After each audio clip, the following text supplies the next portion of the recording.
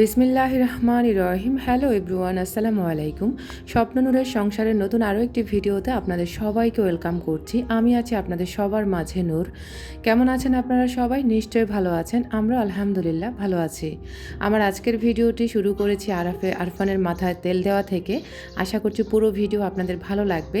Please আপু এবং আন্টিরা একটি লাইক দিয়ে ভিডিওটা কন্টিনিউ করুন। আপনার ছোট্ট একটি লাইক আমার এই ভিডিওটি পৌঁছে দিবে আপনার মতো আরও হাজার হাজার দর্শকের কাছে। তাই প্লিজ একটি লাইক দিয়ে ভিডিওটা কন্টিনিউ করুন। আপনারা অনেকে আমাকে হাজার হাজার প্রশ্ন করেন, এক এক আপুরা এত প্রশ্ন করেন, প্রশ্ন করতে করতে মাগার আমার তেল শেষ হয়ে যায়, কিন্তু ওনারা নিতে পারে না। তো আপনাদের প্রশ্নের উদ্দেশ্যে আজকের ভিডিওটি করা। আমি দেখতে পাচ্ছেন আর আরফানকে তেল লাগিয়ে দিচ্ছি। এই একই তেল আমার পুরো পরিবারবর্গের সবাই দেয়। আমার বাবার পরিবার হতে আমার পরিবারের সদস্য সবাই আমরা এই একই তেল ইউজ করি। এই তেল ব্যবহারের নিয়ম হলো সপ্তাহে আপনি 3 দিন চুলের গোড়ায় গোড়ায় মাসাজ করবেন এবং কি পুরো চুলের মধ্যে হচ্ছে আপনারা তেল দেওয়ার চেষ্টা করবেন। আপনারা যে যখন সময় পাবেন, সকালে কিংবা রাতে, তবে আমি সাজেস্ট করব আপনারা আগের দিন বিকেলে দিবেন কিংবা হচ্ছে সন্ধ্যার সময় দিবেন। পরের দিন আপনারা গোসলের সময় শ্যাম্পু দিয়ে আপনারা হচ্ছে চুলগুলো ওয়াশ করে ফেলবেন। দেখবেন তখনই আপনারা বুঝতে পারবেন যে এই তেলের কীরকম একটা কারিশমা। আলহামদুলিল্লাহ। তো সব কিছুর মালিক মহান আল্লাহ তাআলা। আমি শুধু একটু উসিলাকারী আর কি। তো আমার ছেলের মাশাআল্লাহ চুলগুলো দেখে নিশ্চয় আপনারা বুঝতে পারছেন। আর এই তেল কিন্তু সব বয়সের সবাই দিতে পারবে, একদম ছোট বাচ্চাও দিতে পারবে, কোনো সমস্যা নেই। এই তেলে হচ্ছে আপনার চুল পড়া কমাবে, খুশকি দূর করবে, চুলের আগা ফাটা দূর করবে, তারপরে হচ্ছে চুলের গোড়া মজবুত করবে, মাথা ঠান্ডা রাখবে, আপনার ঘুম আনবে এবং কি হচ্ছে আপনার মাথা ব্যথা থাকলে যখন আপনার মাথা ব্যথা করবে কিংবা হচ্ছে আপনার মাথা ঘুরাবে, তখন আপনার 2-3 কোষ তেল মাথার তালুতে দিয়ে চুপ করে শুয়ে থাকবেন, আপনার অটোমেটিক ঘুম চলে আসবে ইনশাল্লাহ।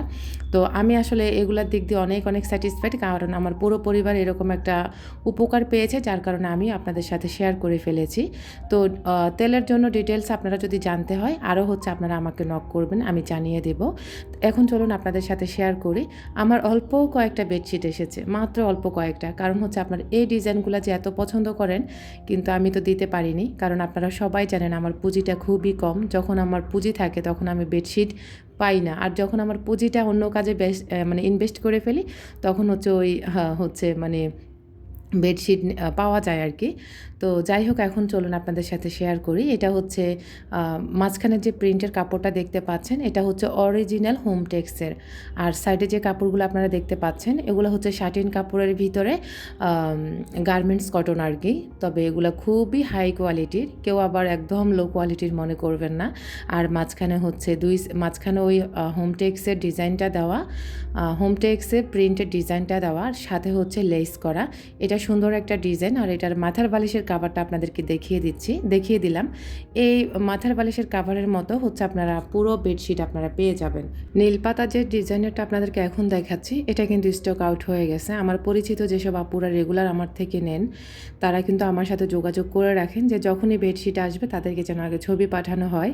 তো আমি হচ্ছে ছবি পাঠিয়ে দিয়েছি, শুধুমাত্র 2 জন আপুকে পাঠিয়েছি। তো একজন আপু হচ্ছে নিয়েছে এই নীল কালারের বেডশিটটি, আর ওই 3টা আছে। তারপরেও জানি না, আরও 2-3 জন আপুকে পাঠিয়েছি, যদি তারা নেয় তাহলে অবশ্যই আপনারা পাবেন, না নেয় আর যদি তারা নিয়ে নেয় তাহলে আপনারা পাবেন না। তবে যে আগে নক করবেন অবশ্যই সেই পাবেন ইনশাল্লাহ। আর এই বেডশিটগুলো কিন্তু খুবই প্রিমিয়াম কোয়ালিটির, আপনারা কেউ আবার লো কোয়ালিটির ভাববেন না। এখন চলুন আপনাদের সাথে আমার ভালোবাসার কিছু তেল শেয়ার করি। আমার প্রথম দিনের পরের দিনে যে অর্ডারগুলো ছিল, আমি তেল বানানোর একটা রেসিপি শেয়ার করেছিলাম, সেখান থেকে মাশাআল্লাহ আলহামদুলিল্লাহ আমি অনেকগুলো অর্ডার পেয়েছিলাম। যদিও আমি একটা শর্টস আকারে আপনাদের সাথে একটা ভিডিও শেয়ার করেছিলাম। তো এগুলো আসলে শুধু তেল না, জানেন, এখানে আছে আমার সততা। সর্বপ্রথম বলবো, এখানে আছে আমার সততা, আমার অক্লান্ত পরিশ্রম, আমার একদম বলা যায় হৃদয় জুড়ানো, প্রাণ জুড়ানো ভালোবাসা এগুলোর ভিতরে আছে। যারা আমার থেকে তেল নিয়েছেন তারা অনেকেই রিভিউ পাঠিয়েছেন আলহামদুলিল্লাহ। তো এই অর্ডারগুলো ছিল প্রথম মানে সেকেন্ড দিনের আর কি। আর এখন প্রতিদিন 4টা-6টা ইনশাল্লাহ আলহামদুলিল্লাহ যাচ্ছে। আপনারা সবাই আমাকে এভাবে সাপোর্ট করবেন। যাদের তেল লাগবে তারা আমার সাথে ইমোতে বা হোয়াটসঅ্যাপে নক করতে পারেন, অথবা আপনারা সরাসরি ফোন দিয়েও আমার থেকে তেল পারচেস কিংবা বেডশিট পারচেস করতে পারবেন। এগুলো শুধু তেল না, এগুলোর মধ্যে যেমন আমার হচ্ছে সততা, পরিশ্রম এবং কি এগুলোর মাধ্যমে আমাদের রিজিকের ফয়সালাও হয়। তো যারা প্লিজ আমার থেকে তেল নেবেন তারা চিন্তা ভাবনা করে করে তারপরে অর্ডার করবেন। তবে আলহামদুলিল্লাহ আমার তেল একজন আন্টি এবং আপুরা হচ্ছে 4টা করে নিচ্ছে, 3টা করে নিচ্ছে, 2টা করে নিচ্ছে। আলহামদুলিল্লাহ 1 পিস তেল খুব কম মানুষই নিচ্ছে।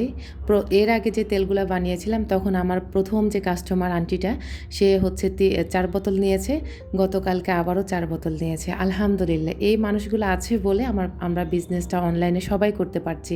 আর সবার ক্ষেত্রে কিন্তু ভালো মানুষ পাওয়া যায় না। তবে আমার যতগুলো কাস্টমার আছে এগুলোর খুব ভিআইপি কাস্টমার, বিশ্বাস করেন। এরা আমাকে এত সম্মান করে, আমিও এদেরকে অনেক অনেক রেসপেক্ট করি সব কিছুতে। আল্লাহ যেন ওনাদেরকে আমার থেকে নেবার তৌফিক দেয়, আমি যেন তাদেরকে ভালো জিনিসগুলো দিয়ে তাদের সন্তুষ্ট করতে পারি আল্লাহ পাকের রহমতের উসিলায় আর কি। তো আপনারা সবাই আমাকে প্লিজ একটু সাপোর্ট করবেন আমার তেল এবং বেডশিটের ক্ষেত্রে। এখানে আমার বাচ্চাদের এবং আমাদের রিজিকের ফয়সালা হয় আপনাদের তেল এবং বেডশিট নেওয়াতে আমার থেকে আর কি। তো আমি কিন্তু শখে বিজনেসটা করি না, আপনারা সবাই জানেন। তো প্লিজ আপনারা যারা আমার থেকে বেডশিট কিংবা তেল নেবেন তারা হাজার হাজার প্রশ্ন না করে আপনারা হচ্ছে আমার ফোনে হচ্ছে 1 মিনিট ফোন করে আপনারা সমস্ত ডিটেলসে সব কিছু জেনে নেবেন। তো আশা করি বুঝতে পেরেছেন। এখন আপনাদের সাথে শেয়ার করি, এই যে আমি কিন্তু ডাইনিং টেবিলের উপরে সব কিছু গুছিয়ে চলে এসেছি, কারণ ওখানে হচ্ছে সকালবেলা আজকে আমরা নাস্তা করেছিলাম। আজকে এটা শুক্রবারের ব্লগ ছিল।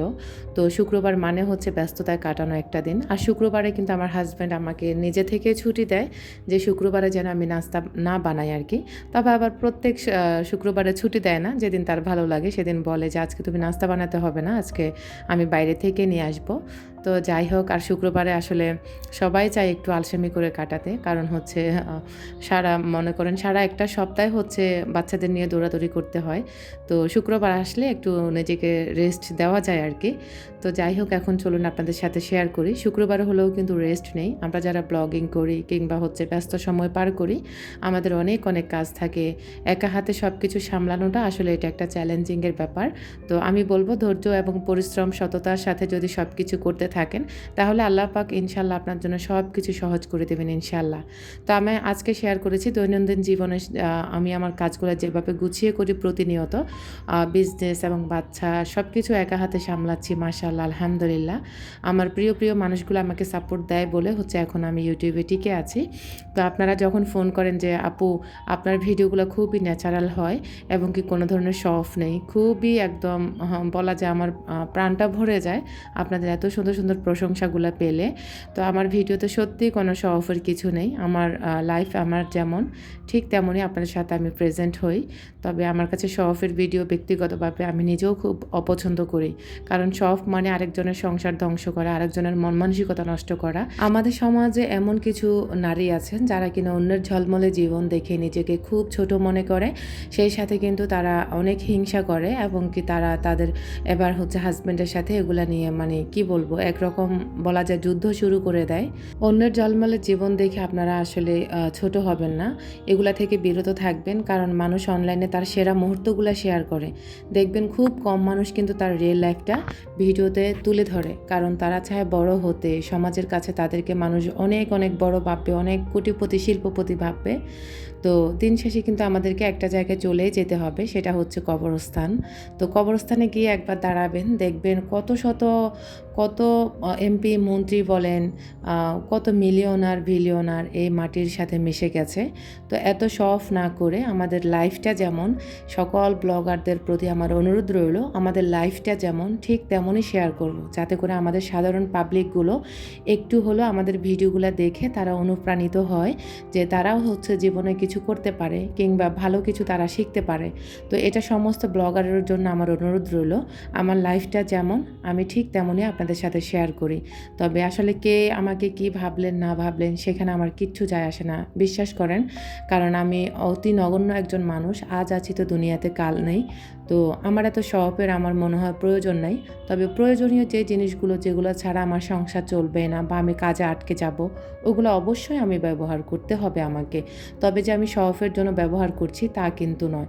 তবে হাজব্যান্ডদেরকেও বলবো আপনারা হচ্ছে আপনাদের স্ত্রীদেরকে সম্পূর্ণ সব কাজে বোঝাবেন, কারণ সব নারী কিন্তু একরকম হয় না। জীবনে এমনও নারী দেখছি যারা কিনা সংসারী না, তাদের জন্য হাজব্যান্ড কিন্তু আগে থেকে সব কিছু রেডি করে রাখে। আর যারা কিনা সংসারী তারা বিশ্বাস করেন অনেক অনেক কষ্ট করে একটা জিনিস জোড়ানোর পিছনে, তারা অনেক সংগ্রাম করে তারপরে হচ্ছে একটা জিনিস তারা ঘরে নিয়ে আসে।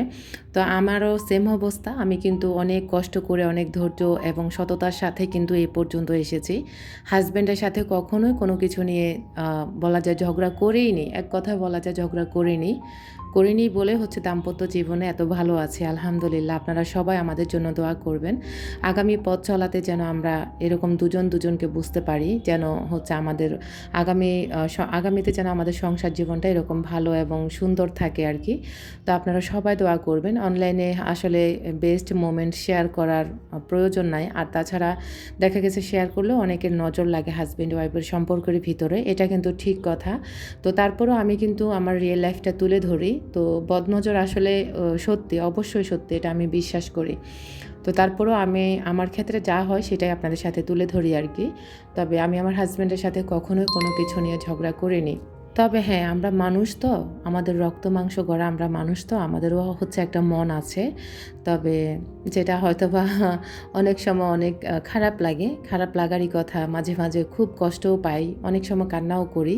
তারপরেও এমন না যে তার সাথে এগুলা নিয়ে বাড়াবাড়ি করব, ঝগড়া করব, মারামারি করব, এরকম কিছু আমি কখনোই চিন্তাতে আনতে পারিনি, কখনোই না। কারণ এখানে ঝগড়া বিবাদ করতে পারবো, করে লাস্টে কী হবে? কিছুই না, জিনিস তো করতেই পারলাম না। তার মধ্যে দুজনের ভিতরে মনোমালিন্য, কথা কাটাকাটি হয়ে গেল, দুজনের হচ্ছে মন নষ্ট হয়ে গেল। সাথে বাচ্চাগুলোও দেখতেছে, তাদেরও মন নষ্ট হয়ে গেল, তারাও কিন্তু এগুলো শিখছে। তো এই কারণে আসলে ঝগড়া বিবাদ থেকে খুবই দূরে থাকে হাজব্যান্ড ওয়াইফ দুজনেই। তো যদিও ঝগড়া করলে প্রতিদিনই করতে হয়, এটা আমার হাজব্যান্ডের কথা, আমারও কথা।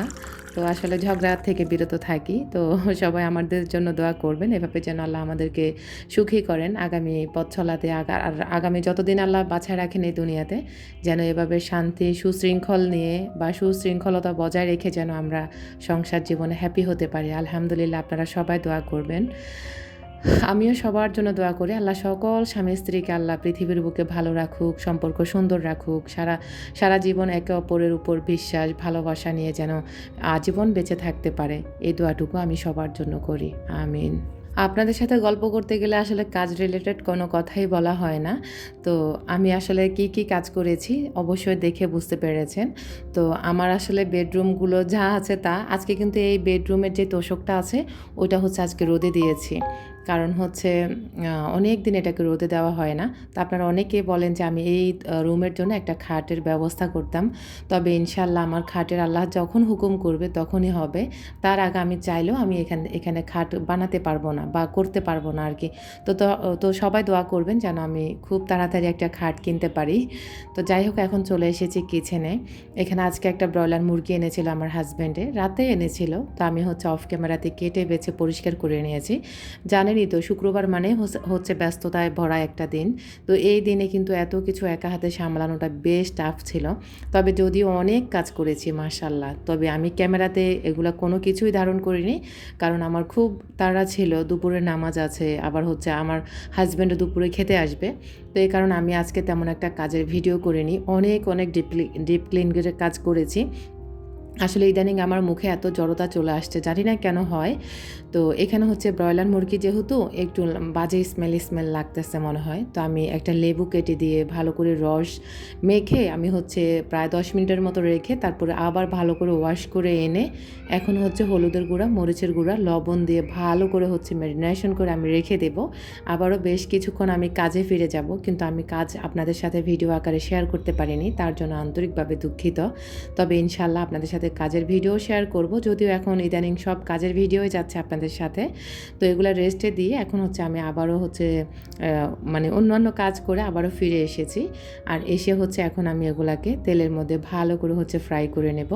আগে থেকে তেলগুলো একদম অনেক হিট করে নিয়েছি। আর মুরগিটা আমার ছেলেদের এত পছন্দ, বিশ্বাস করেন, আমাদের কিন্তু শাকসবজিটা বেশি পছন্দ।